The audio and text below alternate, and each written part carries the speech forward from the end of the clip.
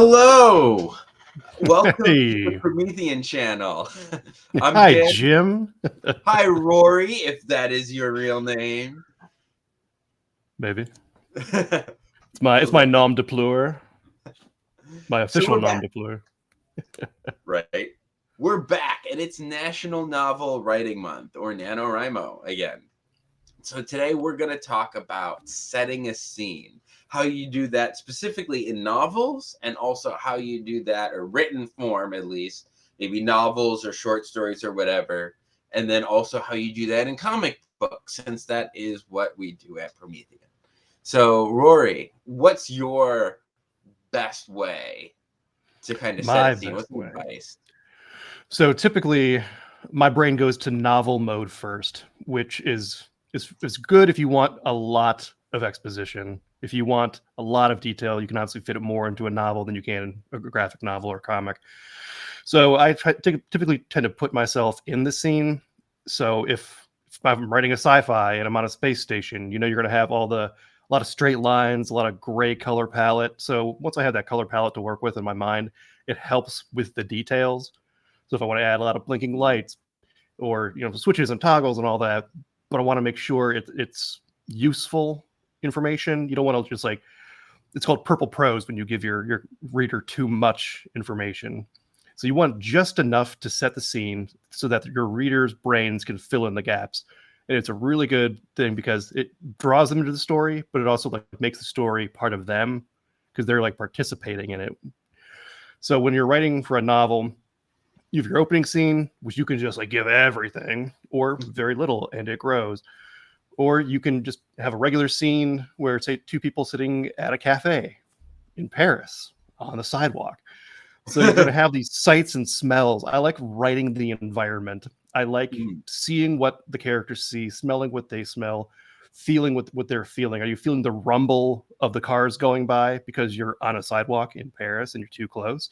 Is your teacup clinking on its saucer? These little details. Like I said, too much is too much. But when you have a comic book and you're writing a similar scene, you can have sound effects, special effects, like bang, kapow.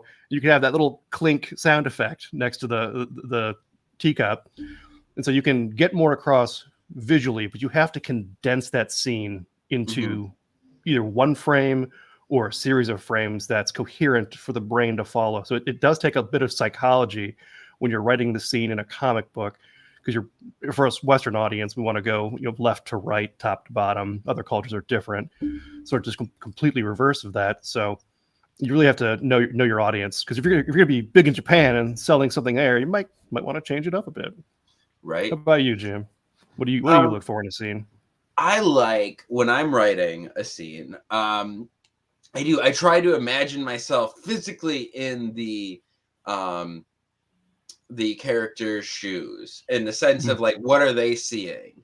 What are they experiencing, in that moment? And especially trying to convey like if they're seeing if they're say it's an escape scene or a car scene, like they're trying to escape a burning building or they're whatever. What are they looking for? What are they seeing as they run by? What are they smelling? Like, how do I create in words, in text, the experiences that the character is going through, as you said. Mm. So like, I'm imagining a prisoner in a jumpsuit like running down a sci-fi hallway, going, "Man, this jumpsuit really chafes." yeah, exactly. Like maybe that's pertinent, and like you don't have to say this. You don't have to say everything, but Right.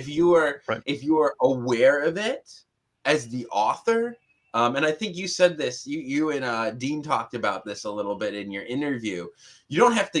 If you know all the details of what's happening, you don't necessarily reveal them, but you can create a more immersive story because you know what the protagonist or the character in that scene is experiencing at that moment.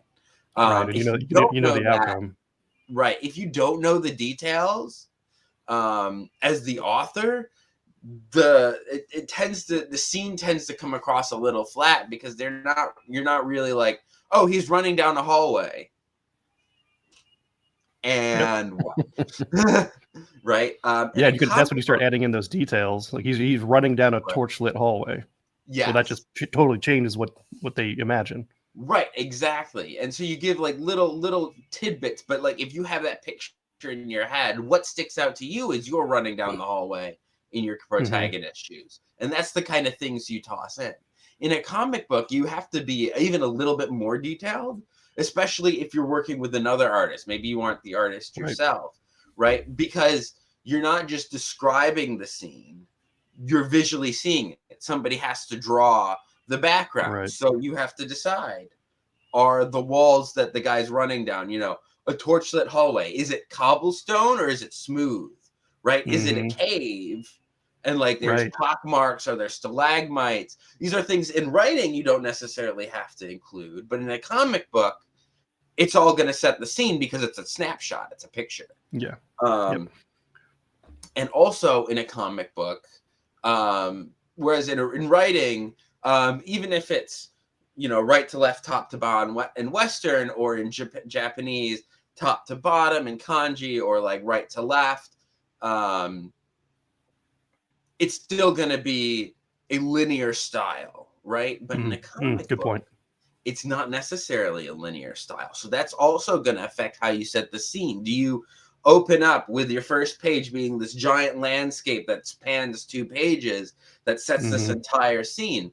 Or the way that the comic book panels flow, that's going to affect how the scene impacts the reader. So like thinking not just about in the comic book, not just about like what you include, but also how you include it is also clutch. Right. Really good points. And at what point do you give enough information? Because you as the author, you know the outcome, you know the end, you know where you want to take Mhm. all your characters. How much of that detail from the end game do you put at the beginning? Do you want that kind of loop Yeah. back, or are you putting it in there across the story to encourage world building? Are you giving yourself opportunity for growth Mhm. in your own world? Because you can write yourself into a corner, and that's Yeah. that's also when writer's block sets in. You're like, well, crap, I really don't want to throw all this out. I think I'm gonna have to. And that's when Right. you never throw anything away. Like I say, always put it on the shelf. You can always use it later, but you might have to re-edit your work, and it's going to look a lot Mhm. different than you originally intended. Yeah, absolutely. My way, or so if you've ever read uh Agatha Christie, one of the things that Classic. she does that drives me absolutely nuts is that she doesn't include details that are crucial to solving the mystery. So you literally cannot solve the mystery Mm, in like yep. as the reader, you're like, well, I didn't know that he had a patch over his left eye. You didn't say that. And so that's something just to include. Be thinking like as you're writing, especially if you're doing multiple issues, it's important, even if you write on this, you're what's called a pantser. If you write just like you just sit down and write, you don't block out, that's fine. But make sure that if you know where you're going, if there are any details that you need to include that are going to be crucial to know, in like for Yeah. example, like as the like so we're talking about the burning building scene, right? This guy's trying to escape from a burning building. um when you write him entering the building, maybe you include at that point, oh, he walked through the doors on the or he walked by the staircase to go to the elevator to get to the fourth floor.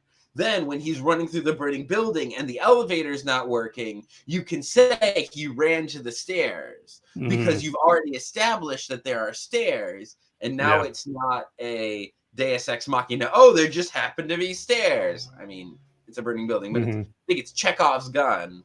You don't want Yeah. that, Right. that, Right. that like, oh, there just happened to be that thing. You need to show that it was there so Hmm. that you don't end up with just kind of like thrown together Yeah. bits and Is that pieces. is You that got the to make same thing as retconning? Is that the word for it? Where you have to like fix something later? 'Cause I hear I that word mean, get thrown out with the Marvel movies sometimes. Like, oh, that was yeah, retconned. retconning. I always consider this side tangent. I've always considered retconning to be more like plot points that need to get changed. Okay. as opposed to like details that you didn't include but you knew were there. Like in the Agatha Christie thing, Agatha Christie, when she wrote it, she knew the dude had a left eye patch, for example. But you didn't know that. She never revealed that to you in over the course of the story. A retconning is like Peter Parker's aunt and uncle. You know, Peter Parker has an aunt and an uncle.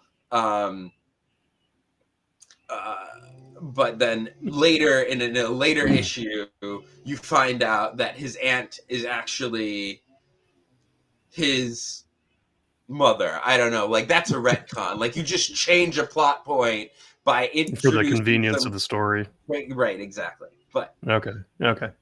that's more of it. Yeah. That might. Feel free in the comments below to disagree with me if you disagree. Well, then would you say they do that with comics all the time? Because how many times can you run through a comic storyline and then they just like start a whole new one over again? You use Batman over and over again, Spider-Man over and over again, as they just tweak one little thing every time. Mm-hmm. Or when they did Batman Red and Blue, it's like, oh, you got to explain a whole bunch of stuff now. So, yes, dear audience, be combative in the comments. Please do. All right, Jim, you got anything else for us? No, I think we're running out of time. But all right, I think we did good. Make sure you like and subscribe our channel and follow us on Facebook, Instagram, and LinkedIn. And also check out our Patreon page where you can find a whole bunch of goodies.